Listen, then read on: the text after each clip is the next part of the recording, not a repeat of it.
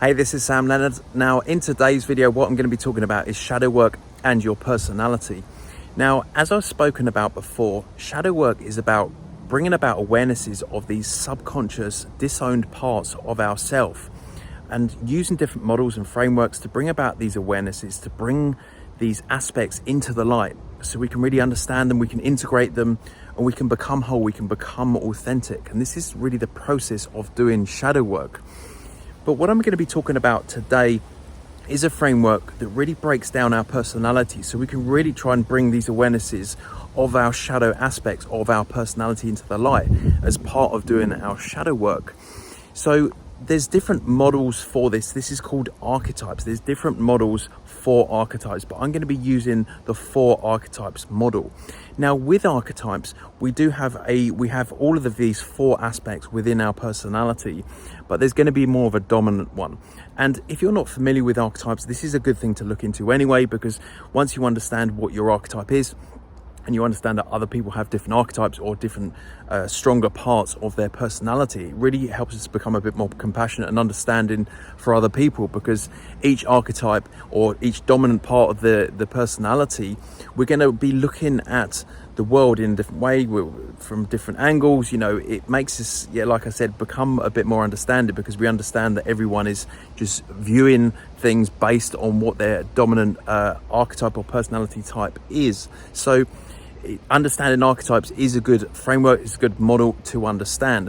But what I'm going to be talking about more specifically in this video is how it relates to shadow work, because within your personality and your archetypes, like I said, you have a more developed one, but we have all of these aspects within all 4 of these archetypes, which I'll go into in a second, in our personality. And within those, there's going to be a developed and less developed side, which is the shadow side.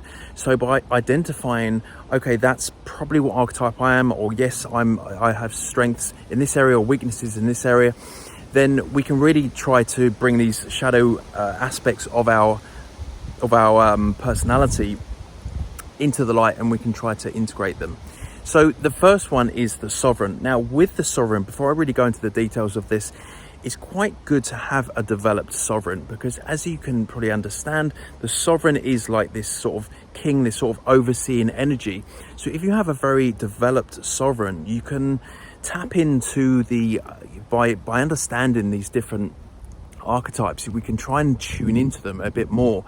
And you might have, for example, there might be a decision you might need to make or something like that, and you might have a bit of conflict. And you can break this down into our different archetypes, because one might be saying something else, and one, there's a bit of a difficulty of decision. But if you have a developed sovereign, then you can tune into these and be like, well, actually, because it's this sort of organization or overseeing type energy, it makes decisions a bit easier, because you can sort of tune into them, be like, well, yes, I'm going to take that on board, but I think this is the best decision here. So developing your sovereign long term is a good thing to do. But let's get back on topic with shadow work and how this really relates. So the sovereign, like I said, it's like a king, like a leader, but it's coming from a good place. It's coming from serving others. How can it use its power, its strength, its courage to serve other people?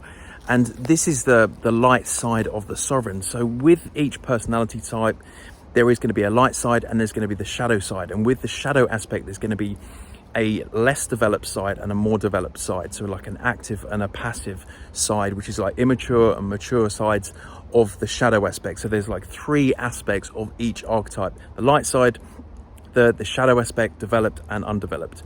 So yeah, like I said, the sovereign, it's like this leader, this king, this overseeing, this good energy, how it can serve others. But the shadow side of that, the developed shadow side, would be coming from more of a place of like an evil tyrant. It's still strong, it's still got those characteristics, but it's using it from a place of how it can serve itself, how it can, it's not overseeing, it's not trying to do good for others. It's more coming from a place of ego.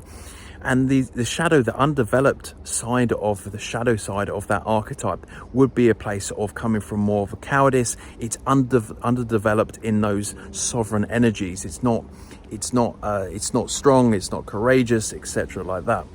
So the next one is the warrior. Now the warrior is coming from a place of courage, of bravery, of power, but it knows when to use its power. It's not just going to be using it for for the wrong reasons. It's using it to serve others. It's only using it, it's only tapping into that power when it's necessary. And the shadow side, the developed shadow side, would be using it like the sovereign. It's going to be coming from a place of using its power to serve itself, from a more of an egocentric, self-serving type place. Now the warrior with the shadow underdeveloped side, this is going to be coming from a place of cowardice. It's underdeveloped, it's not powerful. This is going to be the passive side of the shadow warrior. The next one is the magician. Now the magician is coming from a place of intuition, creativity. It's thoughtful, it's thinking, it's problem solving. Is these types of energy that we find within the magician archetype. If you think of the shadow side of that, would be more like an evil sorcerer. So it's still got these powers, these intuition, this creativity, this problem solving, but it's using it from an egocentric place. It's using it from a place for itself. The magician also has this teaching type energy. It's sharing its information, but the shadow aspect of that will be sharing it from a place of how can it benefit itself. Now the passive side, the underdeveloped side of the magician, of the shadow side of the magician, would be it would be underdeveloped in these types of magician energies, and it wouldn't be, and even if it was more developed, it wouldn't be sharing its knowledge anyway. It has less knowledge, it's less creativity, etc. So it's underdeveloped. The next archetype is the lover. Now the lover is fully connected, fully developed, in tune with themselves, in tune with others, empathetic, passionate. These types of lover energy, this is the more developed side of the lover. The shadow aspect would be more of coming from a place, a lover, but really from an egocentric place again. Is coming from a place of seeking pleasure, but more on their own terms, a bit detached, as it were. The passive side, the underdeveloped side of the lover, would really be more of coming from a place of a victim of its own sensitivity. So that's the four archetypes. You have the sovereign, you have the warrior, you have the magician, and you have the lover. Now, like I said, it's important to understand these, because once we understand these different strengths and weaknesses, these developed sides of ourselves or less developed sides of ourselves, we can really understand our personality. We can really try to understand these shadow aspects of ourselves and really try to integrate them to become whole, to become authentic, because this is what we're doing on this personal development journey. We're bringing about these awarenesses, we're increasing our self-awareness so we can try to integrate all these different aspects. And this is why shadow work is really good, because we can understand these shadow aspects of our personality, try to integrate them and become whole. And it can be quite difficult, because we're facing ourselves, we're facing these disowned parts of ourselves that we might not want to admit that are there. So shadow work is very important, but it can be quite difficult, but it's extremely worth it, because we can become ourselves, we can become our full true self, or our authentic self. So I hope you enjoyed this video. If you want to see more videos on shadow work, then check out my channel, where I make more videos, and I have a playlist on shadow work, and I talk about this subject because it's very interesting. So check out my channel, check out the shadow work videos, and I hope to see you on one of the other videos.